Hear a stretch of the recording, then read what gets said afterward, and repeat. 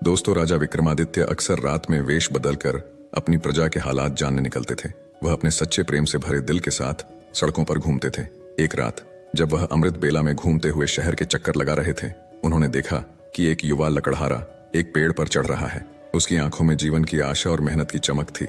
लेकिन तभी अचानक एक भयंकर भालू उस पेड़ पर चढ़ने लगा। राजा ने आश्चर्य से देखा कि भालू कैसे उस पेड़ पर चढ़ रहा है, क्योंकि यह आमतौर पर भालू की आदत नहीं होती। युवा लकड़हारे ने जब भालू को देखा तो उसकी धड़कनें तेज हो गईं। डर के मारे उसने पेड़ की शाखा छोड़ दी और सीधे धरती पर गिर पड़ा।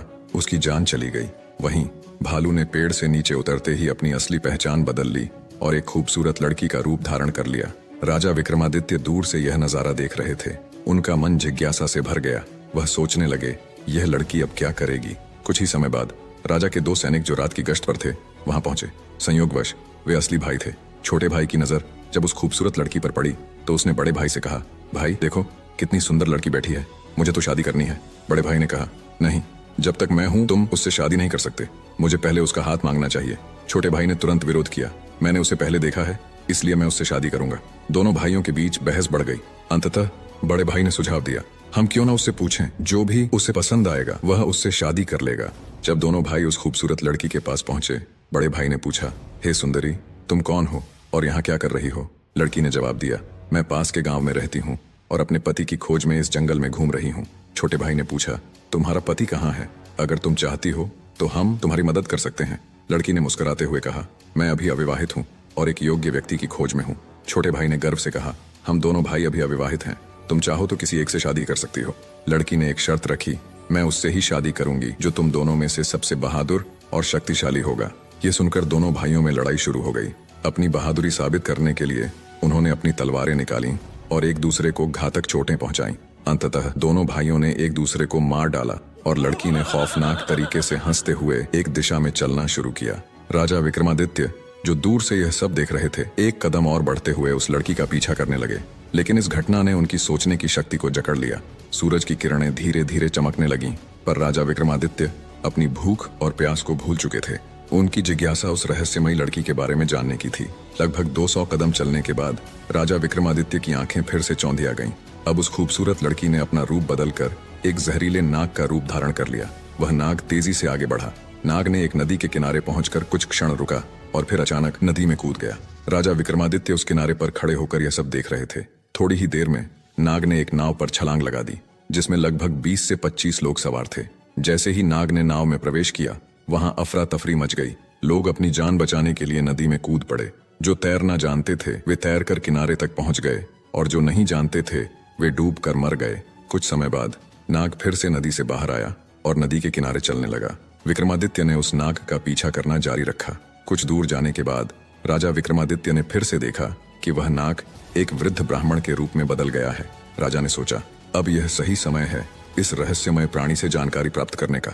विक्रमादित्य तेज कदमों से उस ब्राह्मण के पास पहुंचे और हाथ जोड़कर नमस्कार किया। वृद्ध ब्राह्मण ने भी हाथ उठाकर अभिवादन स्वीकार किया और आशीर्वाद दिया। राजा विक्रमादित्य ने वृद्ध ब्राह्मण से पूछा, हे ब्राह्मण देव, तुम कौन हो। ब्राह्मण ने निराशा से कहा, क्या तुम नहीं देख सकते, मैं एक ब्राह्मण हूँ। राजा ने फिर से कहा, तुम झूठ बोल रहे हो, तुम ब्राह्मण नहीं हो, है ना।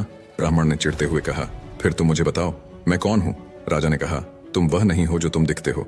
ब्राह्मण ने उत्तर दिया, जो भी मैं हूँ तुम्हें उससे क्या मतलब, तुम अपने काम से काम रखो और अपनी राह देखो। राजा विक्रमादित्य ने दृढ़ता से कहा, मैं तुम्हें बिना सच जाने नहीं छोड़ सकता, तुम्हें सच बताना ही होगा। ब्राह्मण ने फिर कहा, मैंने तुमसे कहा ना कि मैं एक ब्राह्मण हूँ।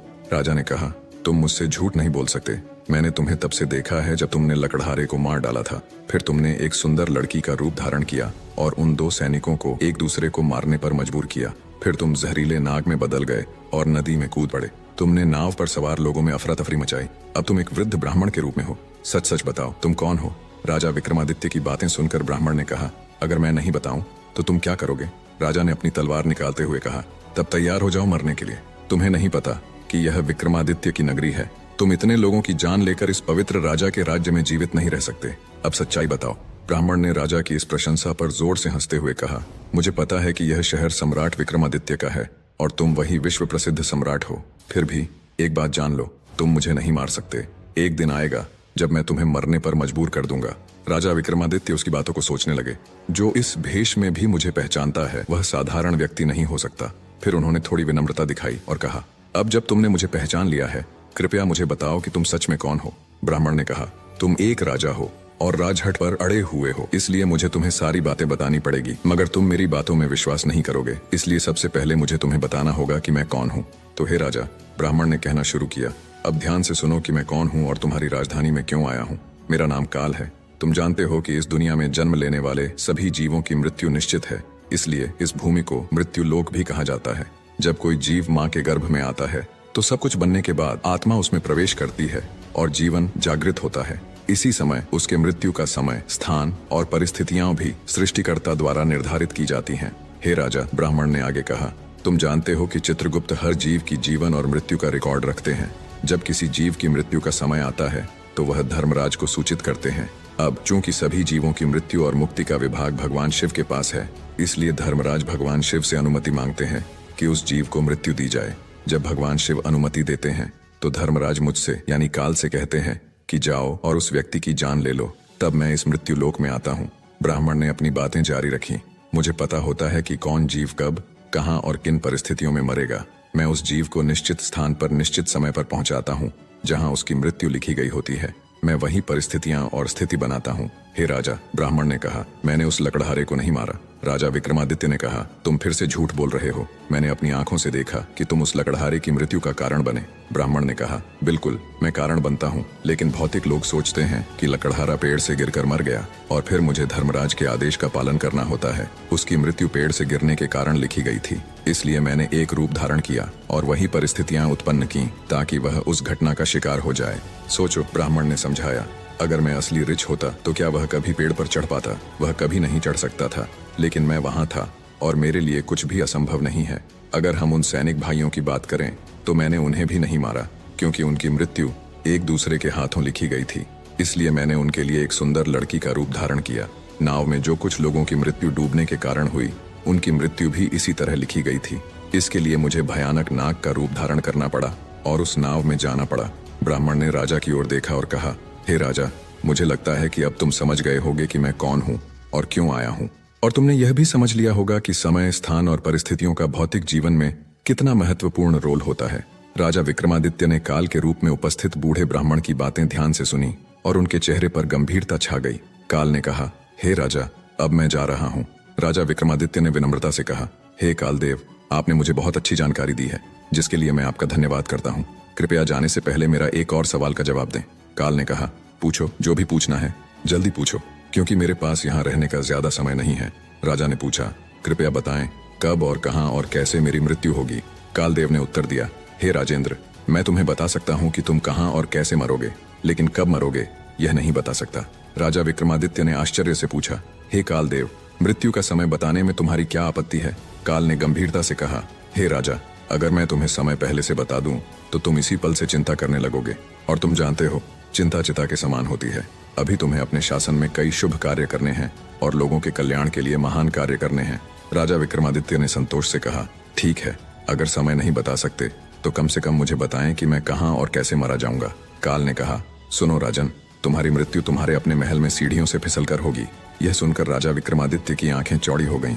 काल ने अपनी बात कहकर तेजी से एक दिशा में चलना शुरू किया और कुछ दूरी पर वह अदृश्य हो गया। अब तक सूर्यदेव भी अस्त हो चुके थे और चारों ओर अंधेरा छा गया था। राजा विक्रमादित्य अब शारीरिक और मानसिक रूप से थक चुके थे। अपने मन में गहरी सोच के साथ उन्होंने तेज कदमों से अपने महल की ओर बढ़ना शुरू किया। दोस्तों, आज की कहानी ने हमें एक गहरे सत्य से अवगत कराया कि काल किसी का इंतजार नहीं करता। चाहे राजा विक्रमादित्य हों या हम, हर किसी के जीवन में समय और परिस्थितियों की महत्वपूर्ण भूमिका होती है। इसलिए जीवन को संजीवनी की तरह जिए और हर पल का सम्मान करें। अगर आपको हमारी यह कहानी पसंद आई हो तो कृपया वीडियो को लाइक करें, अपने विचार कमेंट में शेयर करें और हमारे चैनल ट्रू प्रसंग को सब्सक्राइब करना ना भूलें। याद रखें, हर दिन एक नया अवसर है, इसे बेकार मत जाने दें। आपका धन्यवाद और अगले वीडियो में फिर मिलेंगे। जय श्री कृष्णा, राधे राधे।